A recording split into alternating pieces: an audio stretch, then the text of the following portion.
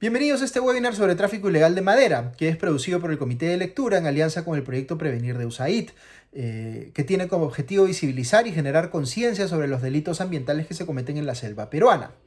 Para tocar esta problemática le vamos a dar la bienvenida a Elvis Príncipe. Elvis es especialista en tala ilegal en Ucayali, el proyecto Prevenir. Tiene más de 8 años de experiencia en gestión forestal y gestión de los recursos ambientales con comunidades indígenas, justamente en la región de Ucayali. Bienvenido Elvis, qué bueno tenerte con nosotros para este webinar. Quisiera empezar preguntándote lo siguiente. Para las personas que de repente no conocen tanto el tema de la tala ilegal, ¿cómo tú explicarías la diferencia entre tala ilegal por un lado y deforestación o pérdida de bosques por otro, para entender un poquito mejor en qué se distinguen estos conceptos? Gracias, Augusto. De acuerdo a la presentación, mi trabajo en Prevenir, justamente estoy como especialista en tala ilegal, un poquito contradictorio muchas veces porque la especialización se da en base a las repeticiones y la experiencia de las mismas actividades. En este caso, no realizamos la actividad ilegal, sino por el contrario, la actividad legal, porque también soy regente forestal en comunidades nativas. Pero esto me permite conocer muy de cerca el tema de lo contrario a todas las actividades legales en el sector maderero o forestal. Bien, la tala ilegal, si bien es cierto, hay conceptos muy diversos, pero que muchas veces hay varios factores que han sido ensacados, digamos, en este término que se le da, y que es importante diferenciarlo, ¿no? La tala ilegal de otras actividades mismas que conllevan al deterioro del bosque, ¿no? La tala ilegal en sí, por su propio nombre, es justamente todas actividades que se van desarrollando que contravienen la norma y las leyes en cuanto a la actividad misma que se viene realizando dentro del bosque, ¿no? En la extracción maderera. También debemos de tener en cuenta la tala ilegal y la deforestación, que son dos cosas muy diferentes, ¿no? Eh, la tala ilegal, si bien es cierto, tiene un patrón, digamos, definido porque es una actividad de aprovechamiento selectivo, que de alguna forma, por la resiliencia y capacidad del bosque en su recuperación, pueden regenerar y recuperarse los ecosistemas. Pero en cambio en las actividades de deforestación es un poquito mayor el impacto porque el bosque no es permitido hacia su recuperación. Buenísimo. Quería también aprovechar para preguntarte si nos puedes explicar cómo es la cadena de la tala ilegal, dónde empieza, quiénes están involucrados, cómo es la figura, por ejemplo, de las empresas que se involucran en tala ilegal, en el transporte, digamos que en la cadena en general. Cuéntanos un poquito, Elvis, sobre cómo se ve esto en la práctica.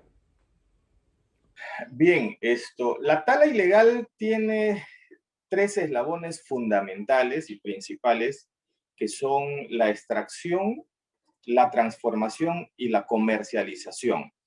En estos tres eslabones se encuentran diferentes actores, desde el actor local hasta el actor extranjero o internacional, que mayormente se da esto en la comercialización.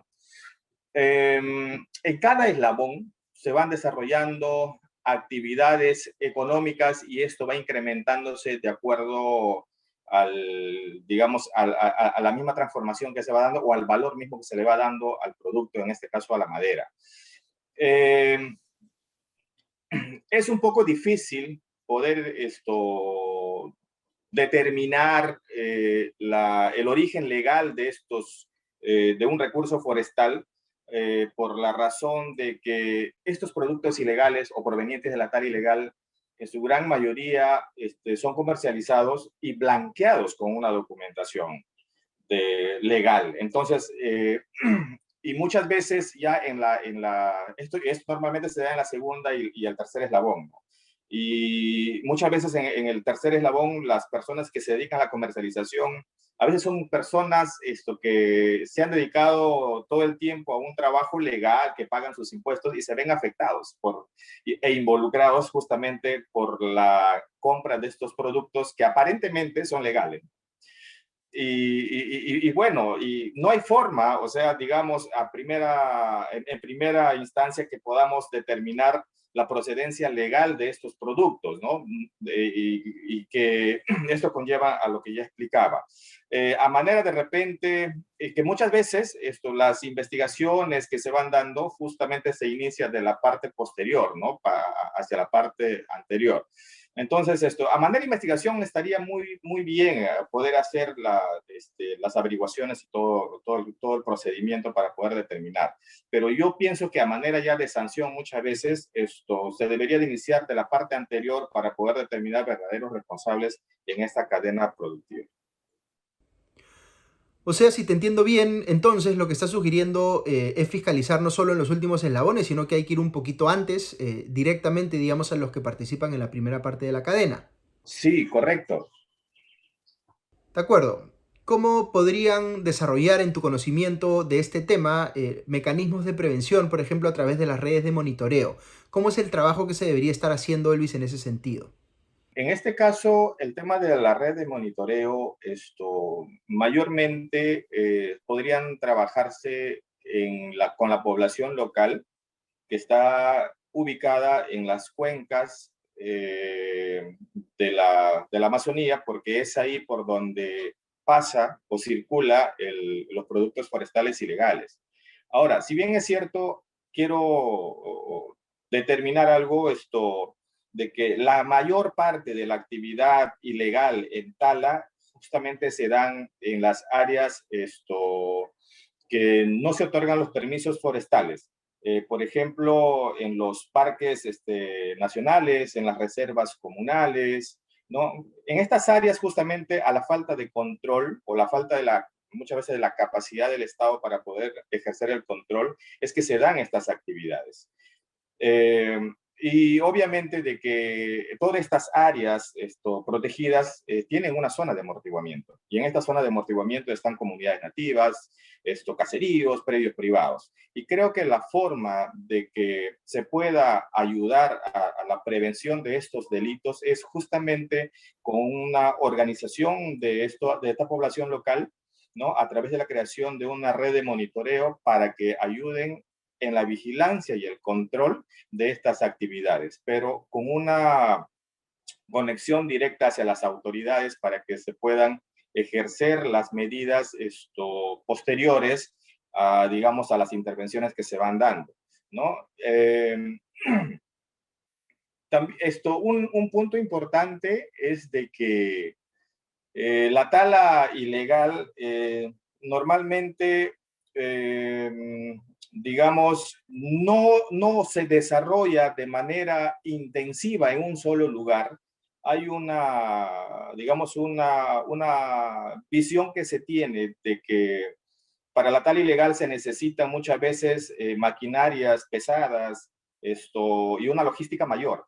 Pero eso no es del todo cierto, ¿no? Porque lo que se desarrolla en la tala ilegal son grupos pequeños, pero en grandes cantidades, que van haciendo esta actividad en diferentes lugares, ¿no? Y es por eso que es un poco difícil poder detectarlos o encontrarlos, porque muchas veces ellos desarrollan la actividad bajo los doseles del bosque, ¿no? Entonces, eso hay que tenerlo en cuenta para que cuando posterior se haga una valoración justamente de la actividad ilegal, se tenga en consideración de que los costos y los presupuestos que se van desarrollando son menores, pero en grandes cantidades. Y quisiera aprovechar el tiempo que tenemos para preguntarte un poquito más sobre Ucayali. Tengo entendido que Ucayali es la región donde más tala ilegal existe en el país. ¿Por qué, digamos, por qué razones o por qué condiciones se da esto? ¿Qué hace que este sea, si es que tengo el dato correcto, el foco principal de tala ilegal en el país? Bien, Augusto, quiero yo regresar a la pregunta uno que me hiciste para responderte esta. Es que Ucayali, si bien es cierto, tenemos un alto índice de tala ilegal, pero yo lo mencioné hace un rato de que todo se ha enfrascado, se ha unido hacia un solo concepto de tala ilegal. Existe también la tala informal, Ujú. existe también la deforestación, ¿no? Por ejemplo, la tala informal es una actividad justamente que se lo ha, digamos, de alguna forma dado un concepto de ilegalidad, ¿no? Cuando no se ha visto en sí la causa o digamos, o el contexto real de la situación. La FAO, por ejemplo, en el 2007 habla de la tala informal, ¿no? Y menciona justamente a este sector local que no puede acceder, digamos, a un permiso forestal. Entonces, eso le es un poco difícil, pero la necesidad que en ellos esto se genera es real. Entonces, no les queda otra que muchas veces acudir a estas actividades dentro de sus predios, esto, para poder satisfacer esta demanda que tienen, esa demanda familiar, ¿no? De necesidades básicas. Pero lamentablemente nos faltaría, digamos, dentro de las normas poder distinguir estas situaciones para poder aplicar algunas normas complementarias y que puedan permitir a estas personas acceder. Solo un ejemplo, digamos, si una persona que tiene un derecho otorgado por el Estado como un predio privado y quisiera acceder a hacer el aprovechamiento de sus recursos forestales dentro de su predio, le estaría costando aquí en Ucayali aproximadamente más de 3.000 soles. Entonces, a un aprovechamiento de baja escala. Entonces, muchas veces ese dinero no es asequible, digamos, en la región o en la ribera de los ríos, ¿no? En los caseríos. Es un poco difícil conseguir esa cantidad de dinero. Entonces, estos derechos que se pagan justamente deberían de ser flexibles, ¿no? Hacia estos pobladores a manera de que se pueda alcanzar la formalización en ellos. Y así pienso que los resultados que se va obteniendo de tala ilegal se verían minimizados por esta actividad de formalización. De acuerdo. O sea, entiendo que la tala informal tiene dificultades para ser formalizada, pero puede hacerlo, ¿no es cierto?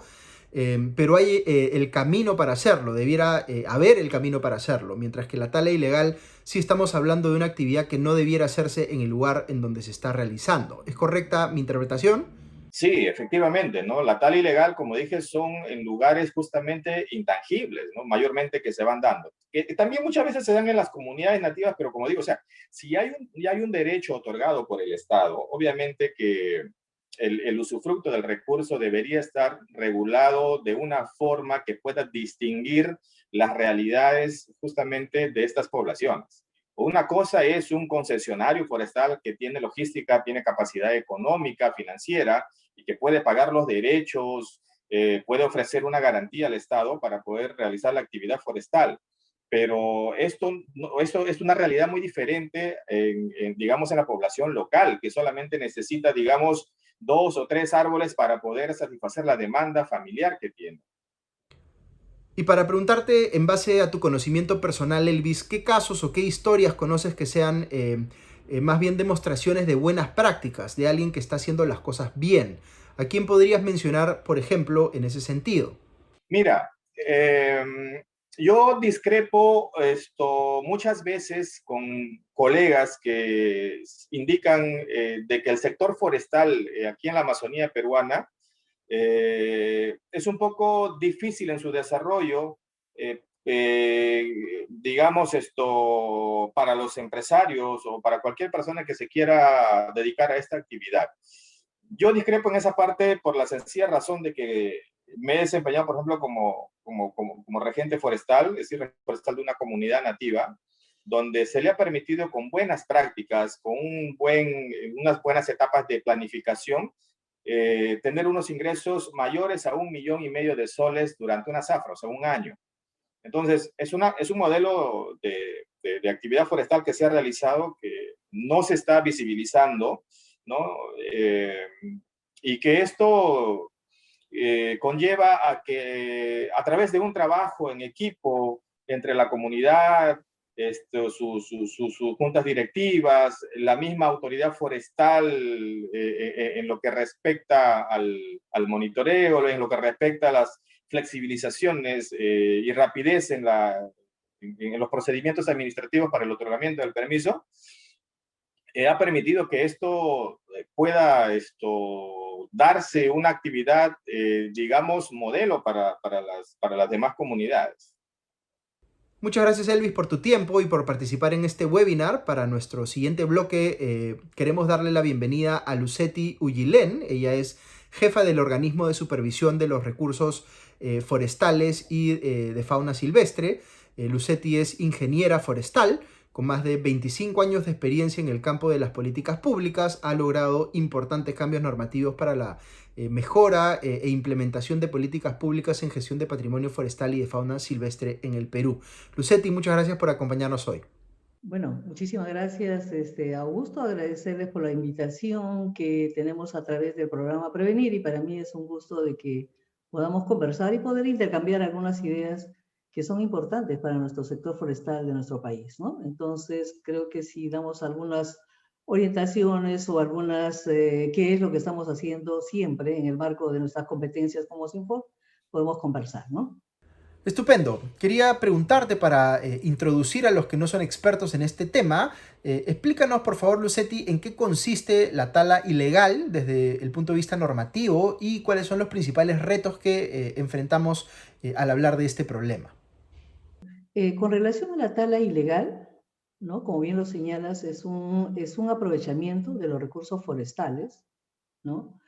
Lo realizan de una forma ilegal, o sea, no cumpliendo con las normas legales que están establecidas en la ley forestal y sus reglamentos, que son lo que te establecen las reglas del juego, una vez que te otorga el Estado un derecho a ti como titular, entonces debes hacer de acuerdo a lo que está establecido. Infringir esas normas es lo que te convierte en un ilegal, ¿no? Perfecto. Y justamente cuando hablamos de los retos, por ejemplo, que enfrenta esta actividad o la lucha contra esta actividad, ¿cuáles dirías tú que son, Lucety, los principales desafíos? Bien, yo creo que hay aspectos importantes que nosotros justamente hemos establecido en el 13 de febrero de este año. Hemos aprobado la Estrategia Nacional de Lucha contra la Tala Ilegal, ¿no? Hay dos temas bien importantes que están identificados ahí. Es primero el tema de la tala ilegal, y el segundo es, a su vez, que está asociado con el comercio ilegal, y por otra parte es el tema de desbosque, ¿no?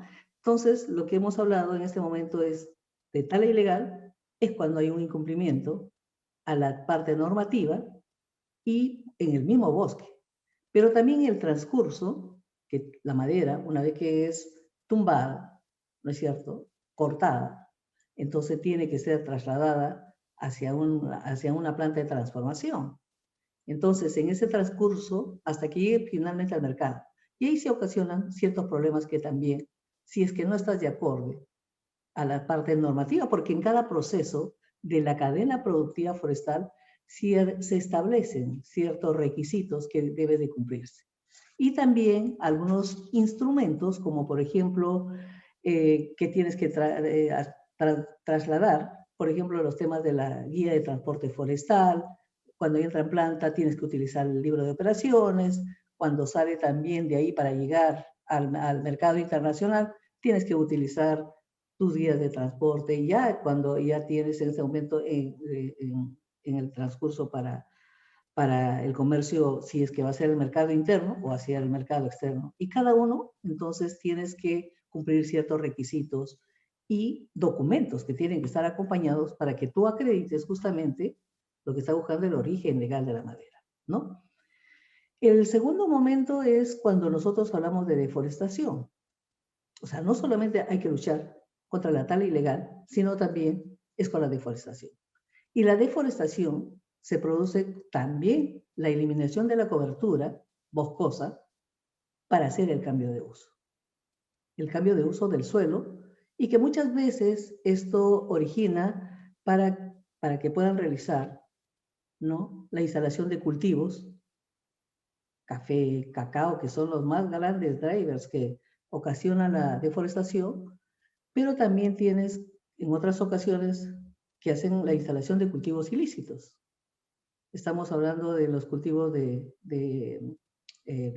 la coca, pero también tienes a su vez que están la minería ilegal, ¿no? Si no está formalizado, también. Y el bosque es el más perjudicado, ¿no? Y los otros aspectos también, si bien es cierto, existe una necesidad, por ejemplo, de tener vías de comunicaciones, ¿no? De tener accesibilidad a los diferentes lugares, las carreteras también te originan, hay un problema de bosque. La idea es que hagas, sí, hay la necesidad de las carreteras, pero también hay medios que se deberían reponer el bosque, ¿no es cierto? Entonces, ¿por qué? Porque estás eliminando mucha parte de la cobertura y otras partes a su vez están relacionados también con las mismas redes eléctricas, los tendidos para el gas, etcétera, ¿no? Entonces, son factores que son, por un lado, son una necesidad que requiere hacer el Estado, pero por otra parte también existe de parte del que deforesta una necesidad de hacer el cambio de uso, pero lo que son decisiones económicas. Pero la cuestión está cómo hacemos la reposición. Y para eso tenemos suficientes áreas de ese compromiso para que podamos decir, bueno, extraemos, pero podemos reponer en otras partes y existen suficientes áreas en nuestro país que se pueda desarrollar, ¿no? Entonces, este es un problema que no solamente ocurre en la Amazonía, está en la costa, en los bosques amazónicos, en los bosques de la costa y de bosques andinos, ¿no? Entonces, creo que por ahí es estos dos problemas cómo tendríamos que enfrentar para desarrollar este trabajo, ¿no? Entonces, estos temas, nosotros dentro de la Estrategia Nacional de Lucha contra la Tala Ilegal, como te había indicado, en el mes de febrero lo hemos aprobado, y por lo tanto ya tenemos un plan de trabajo y tenemos que implementar para desarrollar. Y esos son trabajos en conjunto que tienen que realizar las instituciones del Estado. Y para eso es un trabajo articulado, cada uno en el marco de sus competencias, y a su vez desarrollar un trabajo en conjunto, porque tienes usuarios que están haciendo, a los cuales tienes que brindar un mejor servicio, ¿no? Creo que por ahí vienen estas acciones de que ya están establecidas en la estrategia, y de ahí es cómo lo implementamos a través de un plan de trabajo, y eso seguramente a medida que vayamos abordando ahora, puedo ir comentando cómo lo vamos a desarrollar, ¿no? Estupendo, sí, yo quería que me comentes un poquito más, ya no del lado ilegal de esta actividad, sino del lado legal. Estamos asumiendo por lo que decías que hay una forma de hacer tala que es legal, que es sostenible y formal. Cuéntanos un poquito, Lucetti, cómo es la visión de Osinfor para este tipo de tala que sí se hace dentro de la legalidad. Bueno, de acuerdo a nuestro mandato, nosotros somos el órgano supervisor a nivel nacional del aprovechamiento de los recursos forestales y de fauna silvestre a partir del título habilitante que haya sido otorgado por el Estado. En ese marco, un eje importante de uno de nuestros objetivos misionales sobre los cuales nosotros trabajamos son las supervisiones, ¿no? Entonces, ¿en qué consisten estas supervisiones? Tenemos que supervisar que a partir del título habilitante que ha otorgado el Estado, ¿no? Lo que hacemos es, allí, cuando ya tienes el título habilitante, lo que tú tienes que generar es el plan de manejo forestal.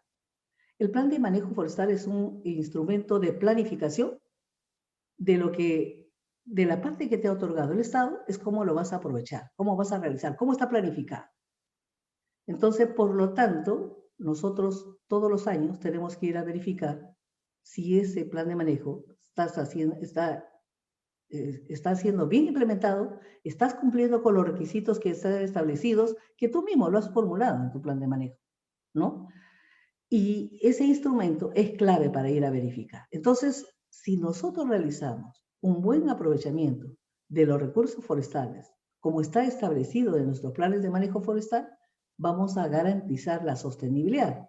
Porque no solamente está planificado ahí el aprovechamiento, sino también cómo tienes que realizar el manejo forestal, ¿no? Entonces, ese es lo que nos corresponde a nosotros con nuestras competencias, ¿no? Entonces, ese es un primer trabajo sobre el cual estamos desarrollando, pero también es importante que hay otras acciones que también indirectamente los tenemos que desarrollar. Ahí tenemos que recordar que casi 13 millones de hectáreas están en manos en territorio de las comunidades nativas. Entonces es una superficie importante. Entonces, nuestro trabajo, uno de los instrumentos que también vemos, en el momento que vamos a ver los títulos habilitantes, lo que corresponden a las comunidades nativas, que también sigue siendo el marco de los planes de manejo, un instrumento que legaliza los contratos con terceros. Si tú, por ejemplo, eres de la autoridad o el representante de la comunidad nativa, hay contratos que se establecen con los terceros. Y lo importante es que este documento, que ya el Estado no tiene ninguna injerencia, porque es entre la comunidad y el tercero que viene a desarrollar una actividad de negocio, ¿no? Lo que estamos buscando es que cómo cada vez se pueda mejorar este instrumento de contrato con terceros, que le hemos denominado, ¿no? Porque lo que acá es importante ver que haya una responsabilidad solidaria, porque las veces que estamos ocurriendo ahora, ¿no es cierto?, hay muchas comunidades sancionadas y también están con multas muy altas y no lo van a poder pagar, ¿no? Entonces, en ese marco, lo que estamos buscando, cómo mejoramos ese contrato con terceros conjuntamente, no es un trabajo responsabilidad solo de los Infor, sino que tiene que ser con las autoridades las autoridades forestales de nuestro país. Y estoy hablando de la Autoridad Nacional Forestal, ¿no?, que es el Servicio Nacional Forestal y Fauna Silvestre, y las autoridades regionales. Pero tienen que estar directamente las comunidades, porque ellos son los que tienen que entender el documento que van a establecerse. Porque lo que hace el Estado es generar este instrumento, pero los que van a tomar las decisiones sobre su mejora, el contenido que sea de fácil entendimiento y que les quede claro, lo que estamos buscando es que esa responsabilidad solidaria, que antes venían siendo sancionadas las comunidades, ¿no?, y con el tercero no pasaba nada. Entonces, ¿cómo ese compromiso les involucra a ambos para que podamos desarrollar este trabajo, ¿no? Entonces, y ese es clave, no solamente es construir el instrumento, sino que un tema clave es el fortalecimiento de capacidades para todos en general, ¿no? Entonces, este fortalecimiento de capacidades tiene que ser en conjunto con las otras instituciones, con el CERFOR, con los gobiernos regionales, y cada uno abordará, de acuerdo a sus competencias, qué parte le corresponde para difundir la ley y los reglamentos. En nuestro caso, como somos un órgano supervisor fiscalizador, para que primero conozcan cuáles son, si es que no realizan bien su plan de manejo, van a ser sancionados. Entonces tenemos que decir, más bien, ¿cómo prevenimos para que no deban de ser sancionados y más bien cumplan de acuerdo a la ley forestal lo que tienen que desarrollar y sus reglamentos, ¿no? Entonces, esas acciones para nosotros son importantes, pero la responsabilidad no es solo de una sola institución. Tiene que ser un trabajo conjunto, un trabajo articulado entre el gobierno nacional y los gobiernos regionales. Y el trabajo en conjunto, ¿por qué? Porque tienes muchos actores. Tienes la empresa privada, ¿no? Tienes las comunidades nativas y los propios dueños de los diferentes títulos habilitantes. Entonces, ¿cómo generamos esas condiciones para desarrollar ese trabajo? Pero sí también, o sea, ¿cómo podríamos contribuir a estas acciones? Lo que estamos desarrollando también como SINFOR es cuando a veces te dispersas mucho, ¿no es cierto? Tu intervención tienes que concentrarla, porque los recursos que tiene el Estado no son suficientes para poder trabajar. Entonces, de ahí se trata de decir, bueno, nos sentamos las autoridades involucradas en estas acciones, ¿no es cierto?, gobiernos regionales, CERFOR y nosotros, y decimos, si ya sabemos por dónde viene el problema o por qué región, entonces ahí nos concentramos a desarrollar ese trabajo. Pero no somos solamente nosotros, porque también hay otras instituciones, como son la Fiscalía Especializada en Materia Ambiental, la Procuraduría, la Policía Nacional, la Policía Nacional, entonces, y otras instituciones que tenemos que involucrarnos para desarrollar ese trabajo, ¿no? Entonces, esa intervención es clave para desarrollar este trabajo. Si te dispersas, va a faltar y vas a necesitar recursos humanos y recursos económicos. Pero un factor importante que hay que tener en consideración es la información. Si no tienes información, no vas a poder tomar decisiones, porque la información te va a decir, mira, te va a decir, oye, mira por dónde vienen, qué lugares, porque acá estamos viendo las supervisiones, el momento que has ido a verificar, ¿no es cierto? Y esa información tú tienes que levantar. Entonces, a partir de la información que tú puedas desarrollar y puedas tomar, sí puedes tomar decisiones.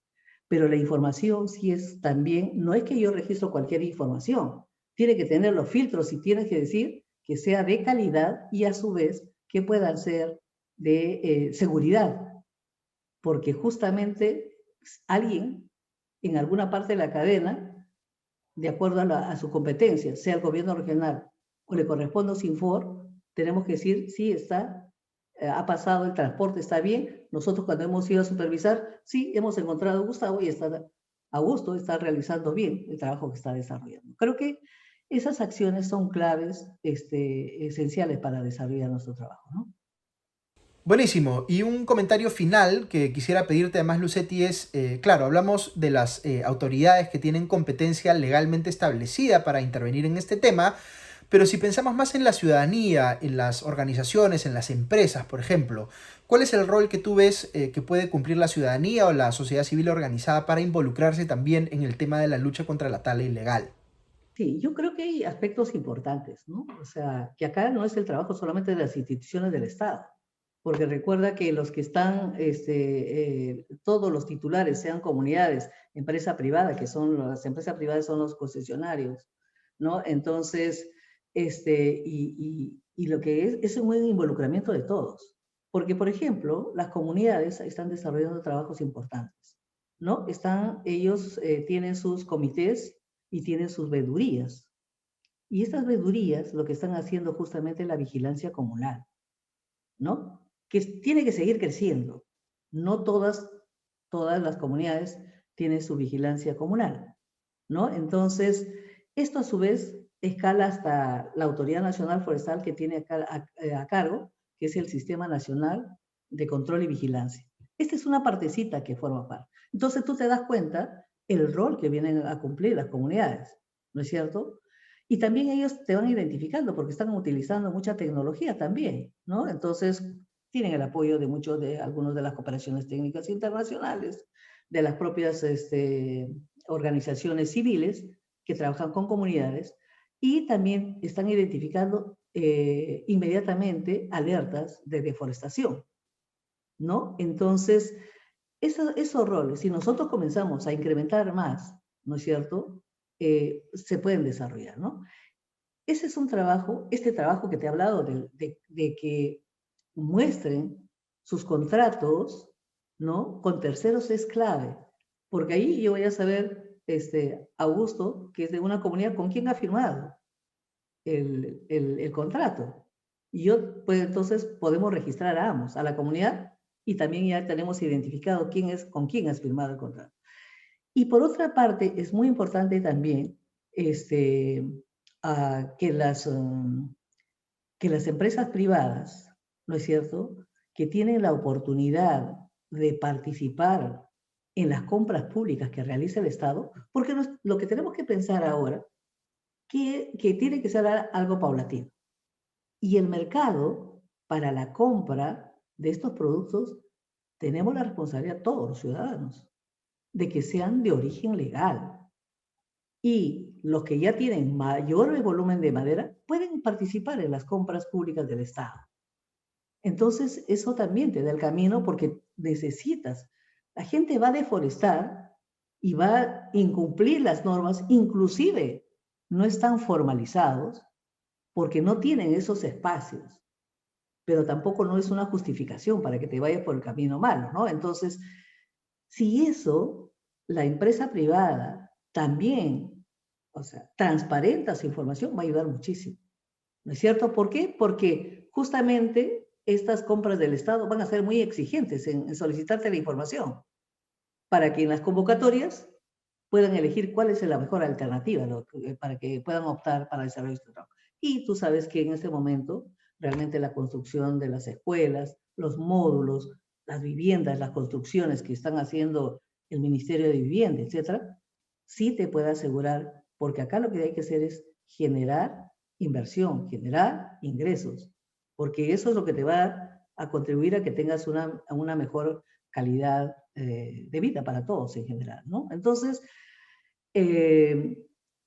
y la misma, estos te das cuenta, ¿no? Entonces tienes la empresa privada transparentando su información, tienes las comunidades que están trabajando en la vigilancia comunal, estos contratos de terceros si lo desarrollamos, y hay alguien, una figura que es un brazo articulador entre el Estado y el dueño del título habilitante.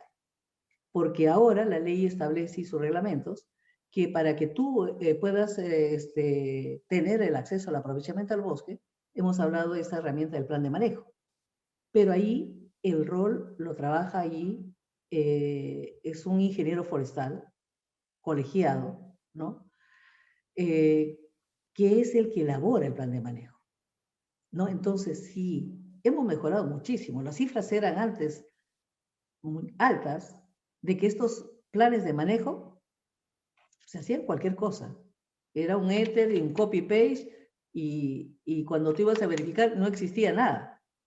Y ahora se ha mejorado, ¿no? O sea, también tenemos que reconocer que no todo es negativo, que los regentes que están, lo registra justamente esta calidad de otorgar el certificado de regente, lo hace el Servicio Nacional Forestal y de Fauna Silvestre, entonces también te permite, si todos, o sea, porque al final él es el que articula entre la empresa privada o entre las comunidades.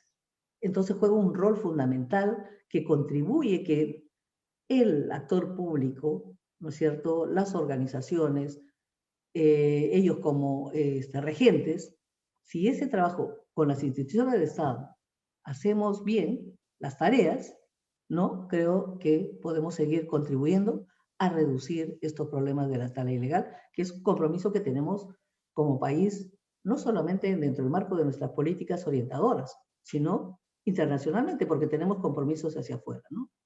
Genial, muchas gracias Lucetti por tu tiempo en este webinar con nosotros y por el esfuerzo que se hace desde OSINFOR para mantener a raya el tema de la tala ilegal que nos preocupa a todos, no solamente como tú decías por cuestiones de política interna, sino por compromisos internacionales, por nuestra preocupación por la lucha contra el cambio climático, por ejemplo, en fin, por una serie de razones que hacen que este tema sea relevante para todos y no tan lejano de nosotros como ciudadanos, por lo que comentábamos, ¿no? Como tú bien decías, somos nosotros mismos los que tenemos que exigir que aquello que compramos pueda certificarnos que se trata de manera obtenida de forma legal. Así que muchas gracias nuevamente y esperamos, Lucetti, encontrarnos en una nueva oportunidad.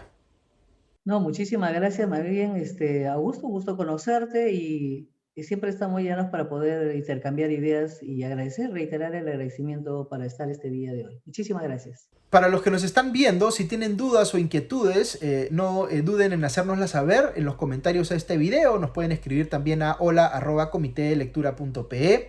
Esta es una conversación que queremos seguir teniendo y profundizando. Y solo para terminar, quisiera decir que este webinar ha sido posible gracias al apoyo del pueblo estadounidense a través de la Agencia de los Estados Unidos para el Desarrollo Internacional, USAID. Su contenido es responsabilidad exclusiva de los autores y no refleja necesariamente los puntos de vista de USAID o del gobierno de los Estados Unidos. Hasta una pronta oportunidad. Ya nos vemos pronto. Adiós.